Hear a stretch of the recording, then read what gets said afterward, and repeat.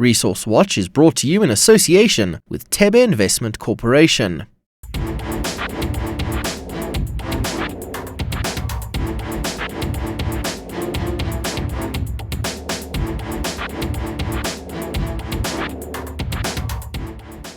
Hello and welcome. In today's show, we're looking at transformation in the ownership of South Africa's mining industry. I'm Nozi Pombandra, and this is Resource Watch.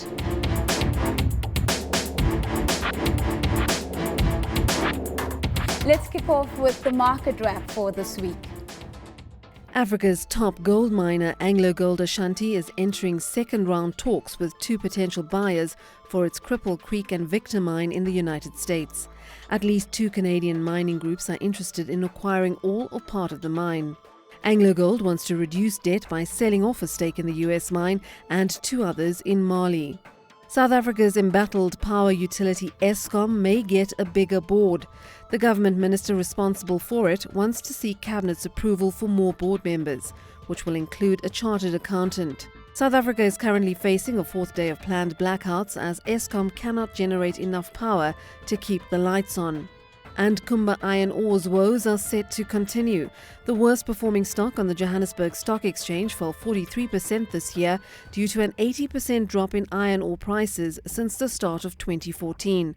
Analysts predict the iron ore price is likely to remain low for longer.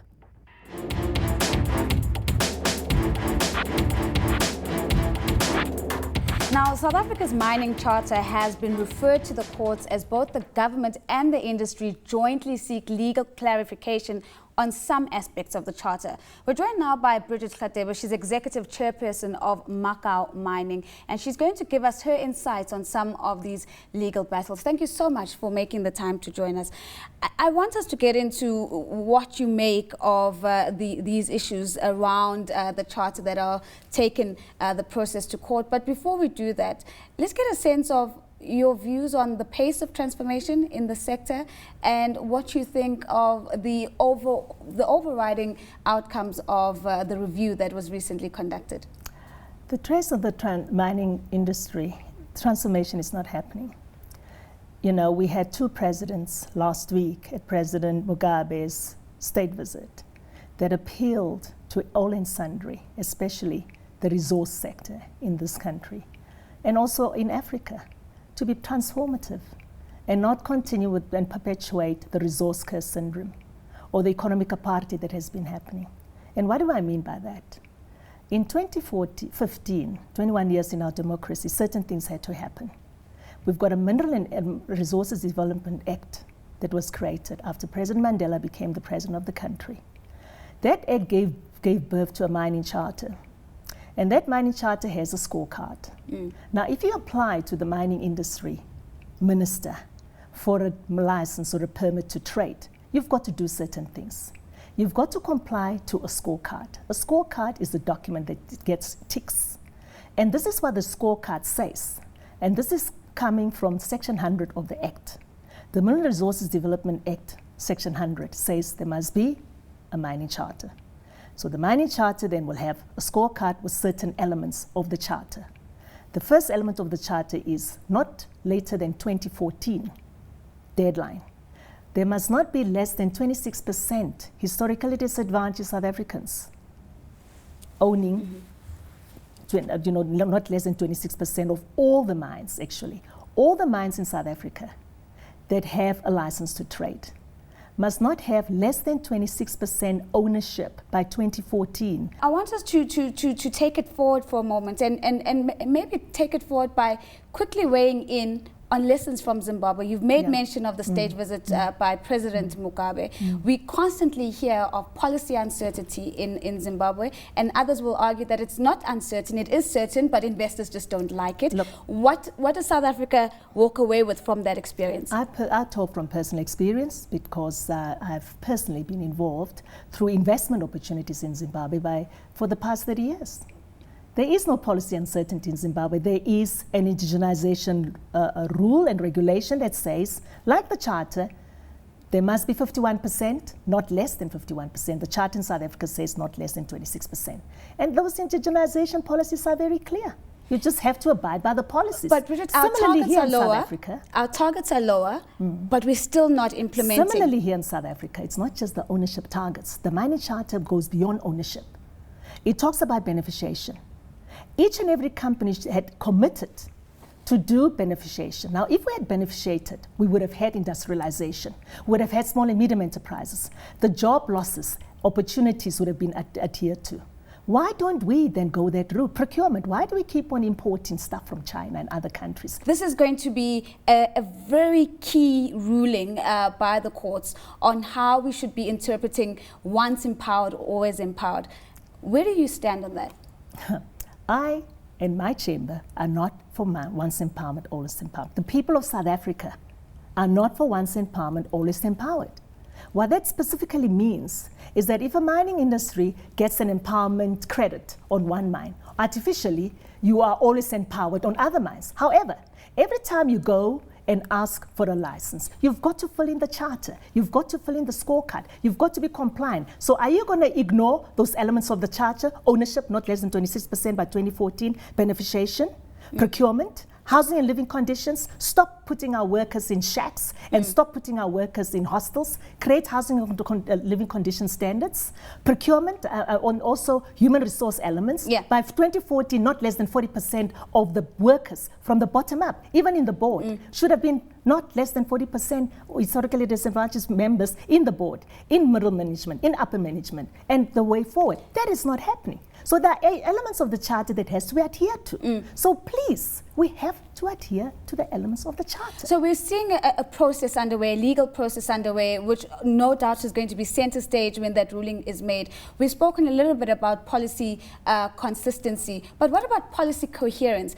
One of the pieces that I picked up where you've been very vocal about the misalignment between the charter and the BBBE standards as per the Department of Trade and Industry. Again, do you get a sense that sufficient attention is being paid to policy coherence and not just consistency? You know, I'm quite frustrated and quite, we, the industry members, especially the historically disadvantaged South Africans, are saying to the DMR and the legislator, please align the mining charter and the BBBE codes so that if there are any misalignments or if there are any ambiguities of any kind in any of the mining charter regulations, the BBBE codes will then automatically take over.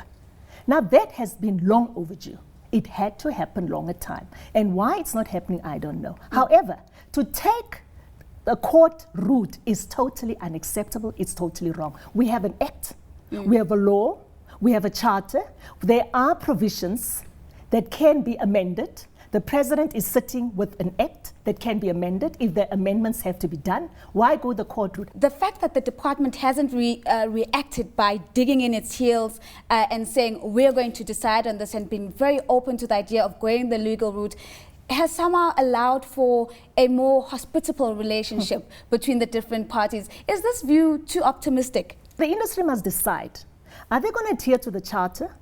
Are they going to make sure that the National Development Plan is adhered to by 2030? Or are we going to continue having opposition parties with nationalization sentiments taking control in those mining areas and eventually in the whole of South Africa? We have a choice. Let's make use of the choice. There's the mining legislation. There's a charter.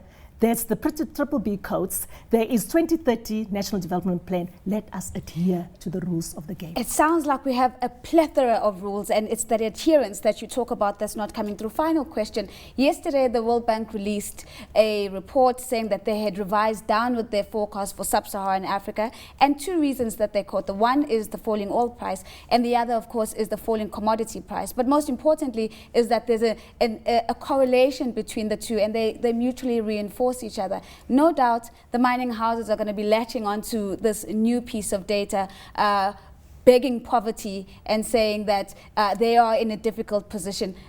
I'm no doubt seeing that you're also prepared for those kind of views. I've been in this business personally as the first black mining producer, 28 years.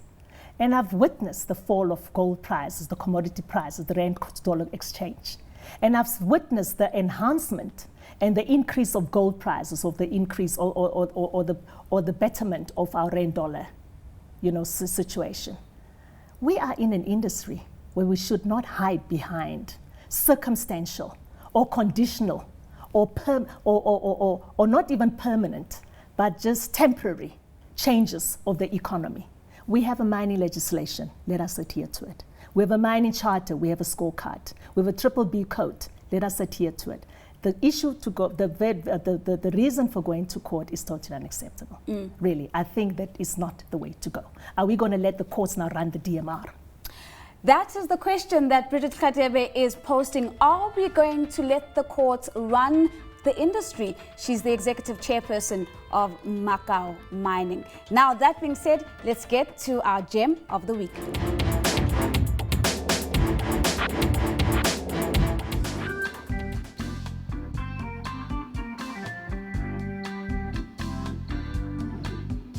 What you've just been looking at is called a fuel cell. It's got a 100 kilowatt capacity, and it's powering the entire Chamber of Mines building in the Johannesburg CBD. It is also the only one of its kind on the African continent. Now, joining me to tell us more about it is Anthea Barth. She's from Mitochondria Energy Company.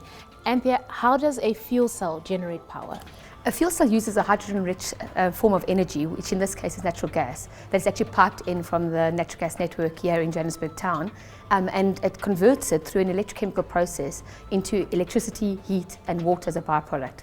It's a very simple process, much like a battery. How is fuel cell technology applicable in the African context? It's extremely applicable because of the very nature of how they're constructed, in that they are more or less electrical, chemical in their behavior. They have very low maintenance, very long plant lives, and they're able to provide a very high efficiency. So for Africa, where you have a requirement for distributed energy, fuel cells are able to offer a very decentralized and distributed form of energy to various clients across the African continent on a continuous basis, providing very secure and reliable power. So if we looked at this 100 kilowatt capacity fuel cell that we have downstairs here at the Chamber of Mines, what kind of a value are we looking at for that one? Well, I mean, I look at it more from a levelized cost perspective. So how does it perform relative to the client's current OPEX cost? And with respect to the Chamber of Mines, they're seeing an improvement in the OPEX cost. And that's typically how normal clients would understand energy provision. So I think what we're seeing is an improved economic situation through the fuel cell on a very sustainable and long-term basis. The nice part for the chamber is not only does the fuel cell provide baseload power, it's also able to provide critical backup. So from a sustainability perspective, they're able to really have continuous energy security within their building. There are perks here for the platinum industry. Absolutely. I mean, these fuel cells are high platinum users. A fuel cell of this nature would use quite a significant quantity of platinum within the process itself. The platinum is obviously very recyclable, which is quite nice. But from a platinum market perspective, this could have a profound effect on platinum globally. Fuel cells globally are starting to see their space in various applications. And this interim technology, which I call the stationary technology, in Africa will see a nice significant growth for the platinum markets. And that's it for this week's show. Thank you for staying in touch. Don't forget that we can keep this conversation going on Twitter. That's by following me at @TheRealNosy, and of course using our hashtag, which is ResourceWatch. Until next time.